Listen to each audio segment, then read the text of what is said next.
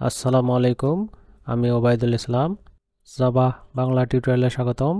এই ভিডিওতে আলোচনা করব কিভাবে কমান্ড লাইন বা সিএমডি ব্যবহার করে ফার্স্ট জাভা প্রোগ্রাম ক্রিয়েট করতে হয়, কম্পাইল করতে হয় এবং রান করতে হয় সে সম্পর্কে। সিএমডিতে জাভা প্রোগ্রাম ক্রিয়েট করার আগে জাভার ইনস্টলেশন ঠিক মতো আছে কিনা, জাভার ভার্সনটা কত এবং জাভার কম্পাইলার ভার্সনটা কত, এটা আমি চেক করে নেব। সেই জন্যে উইন্ডোজের সার্চে আসব, সে টাইপ করব সিএমডি, কমান্ড প্রম্পট চলে আসবে, রাইট ক্লিক করব, রান অ্যাজ অ্যাডমিনিস্ট্রেটর এটাতে ক্লিক করব, অ্যালার্ট নোটিফিকেশন আসবে, ইয়েস করব, টাইপ করব জাভা হাইফেন ভার্সন, ইন্টার দেব। ইন্টার দিলে আমার জাভার ভার্সনটা যেটা ইনস্টল দেওয়া আছে এটা চলে আসবে। তবে জাভা কম্পাইলারটা চেক করব, এজন্য টাইপ করব Java C hyphen version. Java কম্পাইলারের ভার্সনটা চলে আসলো 21। এটাকে ক্লোজ করে দেই। সিএমডিতে জাভা প্রোগ্রাম ক্রিয়েট করব, এজন্য আমি একটা প্রথমে ফাইল ক্রিয়েট করব, তারপরে জাভা ফাইলের নাম এবং ক্লাসের নামটা সেম রাখব, তারপর কম্পাইল করব এবং ক্লাসটাকে রান করব। এই স্টেপগুলো আমি কমপ্লিট করব। এজন্য প্রথমত ডেস্কটপে একটা ফোল্ডার ক্রিয়েট করি, নাম দেই কোর জাভা, এন্টার দিলাম।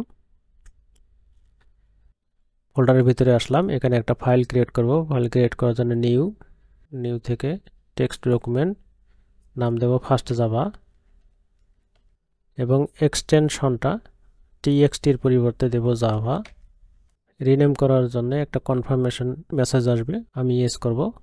ইয়েস করার পরে আমার জাভা ফাইলটা ক্রিয়েট হলো। এখন আমি এখানে এই জাভা ফাইলের ভিতরে জাভা কোড লিখব, এজন্য এটাকে নোটপ্যাডে ওপেন করব। ওপেন করার জন্য right click, open with notepad. এখানে আমি জাভা কোড লিখব। প্রথমে জাভা ক্লাসটা লিখি। জাভা ক্লাসটা লেখার আগে মনে রাখতে হবে জাভা ফাইলের নাম যেভাবে দিয়েছি ফার্স্ট জাভা ক্লাসের নামটা ওই সেম ভাবে হইতে হবে। আমি জাভা ক্লাসটা লিখি, সেজন্য লিখব পাবলিক ক্লাস ফার্স্ট জাভা। জাভার ব্লকটা শুরু হয় সেকেন্ড ব্র্যাকেট দিয়ে এবং শেষ হয় সেকেন্ড ব্র্যাকেট দিয়ে।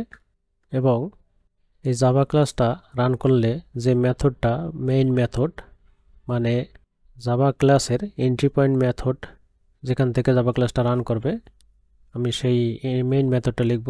এজন্য টাইপ করব public static void main.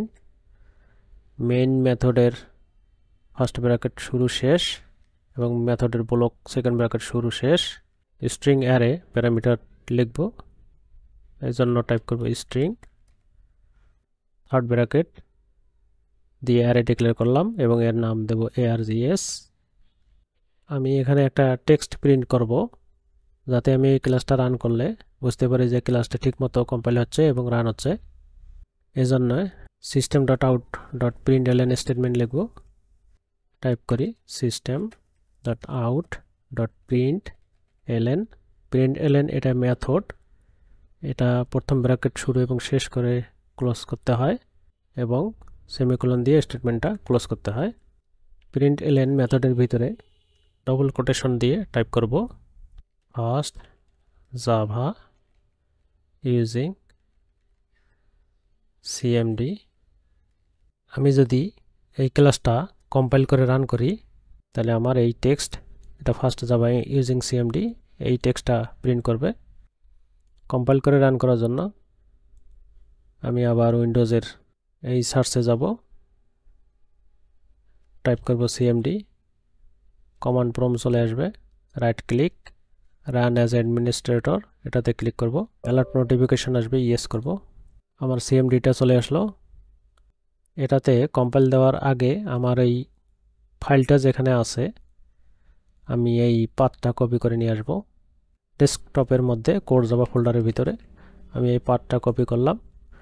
Copy করার পরে আমার এই সিএমডির ডাইরেক্টরিটা চেঞ্জ করতে হবে, এজন্য সিডিতে চেঞ্জ ডাইরেক্টরি দিয়ে আমার ওই পাথটা পেস্ট করার পরে এন্টার দিলে আমার এই সিএমডির লোকেশনটা চেঞ্জ হইল। আমি এখন ওই জাভা ক্লাস ফাইলটা ওটাকে কম্পাইল করব। এই জন্য Java C space first Java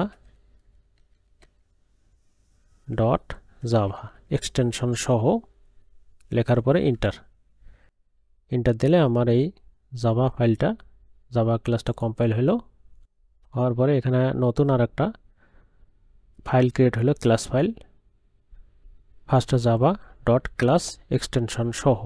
মানে আমার জাভা ফাইলটাকে কম্পাইল করার পরে একটা ক্লাস এক্সটেনশন সহ একটা ফাইল ক্রিয়েট হলো। এটা হলো আমাদের বাইট কোড। আমরা যদি এটাকে নোটপ্যাডে ওপেন করি, নোটপ্যাডে ওপেন করলে এরকম কিছু দেখতে পারবো, যেগুলো আসলে আমরা পড়তে পারবো না। এখন আমি রান করব। রান করলে আমার এই কাঙ্ক্ষিত আউটপুটটা দেখতে পাবো।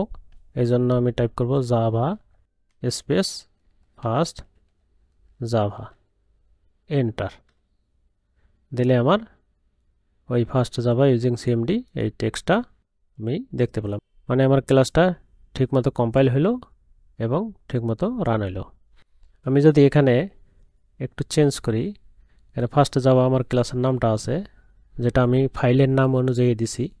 এখন যদি আমি শুধু ফার্স্ট রাখি আর জাভাটাকে কেটে দেই, সেভ দিলাম, জাভাটাকে কেটে দিয়ে সেভ দিলাম।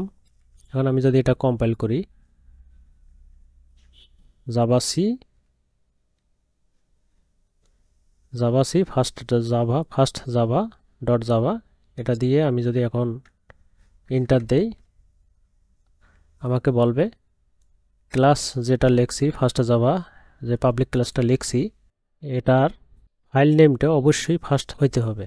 আমি যদি ক্লাসটা ফার্স্ট লিখছি, পাবলিক ক্লাসটা ফার্স্ট লিখছি, তাহলে আমার ফাইলের নামও ফার্স্ট ডট জাভা হইতে হবে। কিন্তু আমি ওটা চেঞ্জ করে ফাইলের নাম রাখছি ফার্স্ট জাভা আর ক্লাসের নাম রাখছি ফার্স্ট, এই জন্য প্রবলেম শো করতেছে। তো আমি আবার আগের মতো রাখি ফার্স্ট জাভা। এখন যদি আমি কম্পাইল দিই, আমার এটা কম্পাইল হবে। আবার এখান থেকে আমি যদি ভয়েড এই লেখাটাকে কেটে দেই, দিয়ে আবার কম্পাইল দিই, বলতেছে invalid method declaration return type required. মানে আমার এখানে যে মেথডটা লিখছি এই মেথডের কোনো রিটার্ন টাইপ নাই। আমি ভয়েড লিখছিলাম, এই ভয়েড থাকলে কোনো কিছু রিটার্ন করা লাগে না, আর ভয়েড না থাকলে মেথড থেকে অবশ্যই এই রিটার্ন কিওয়ার্ড ইউজ করে কোনো কিছু রিটার্ন করতে হবে, যে কোনো কিছু, এবং এখানে একটা রিটার্ন টাইপ দিতে হবে, যেমন স্ট্রিং বা অন্য কিছু এরকম লিখে দিতে হবে। আর ভয়েড লিখলে এই রিটার্ন টাইপ এবং রিটার্ন কোনো কিছু লিখতে বা টাইপ করতে হবে না। এখন যদি আমি এটা আবার কম্পাইল দিই, কম্পাইল করবে এবং রান দিলে, এবং যদি রান করি তাহলে আমার রান করবে এবং আউটপুটটা চলে আসবে। এখান থেকে আমার এই প্রসেসগুলো কমপ্লিট হলো। এবার আমি সংক্ষিপ্ত আলোচনা করি জাভা সি এবং জাভা লিখে এটা এন্টার দিচ্ছি সিএমডিতে, এটা কিভাবে কাজ করতেছে আমি একটু সংক্ষিপ্ত আলোচনা করি। আমি যখন সিএমডিতে জাভা সি দিয়ে জাভা ফাইলটার নাম লিখে এন্টার দিচ্ছি, তখন আমার এই জাভা বিনের ভিতরে এই জাভা সি ডট ইএক্সি এই ফাইলটাকে কল করা হয়, এবং এই ফাইলটার কাজ হলো এখান থেকে এই জাভা ক্লাসটা জাভা কোডগুলোকে বাইট কোডে রূপান্তর করবে, মানে ক্লাস ফাইলে রূপান্তর করবে এবং একটা ক্লাস ফাইল তৈরি করবে। এরকম ডট ক্লাস এক্সটেনশন সহ একটা ক্লাস ফাইল তৈরি করবে। তারপর আমি যখন জাভা লিখে ফার্স্ট জাভা এই ক্লাসটাকে কল করে এন্টার দিচ্ছি, তখন এই জাভা এই কমান্ডটা জেভিএম স্টার্ট করে, জেভিএম ক্লাস লোডারের মাধ্যমে ডট ক্লাস আমার যে এই ফাইলটা আছে ডট ক্লাস এটাকে লোড করার পরে জাভা ক্লাসটাকে ভেরিফাই করে যে এখানে কোনো সিকিউরিটি ইস্যু আছে কিনা, আবার কোনো প্রবলেম আছে কিনা। যদি প্রবলেম না থাকে তাইলে ইন্টারপ্রেটার জাভা ক্লাস ফাইলের কোডগুলোকে লাইন বাই লাইন পড়ে এবং এক্সিকিউট করে।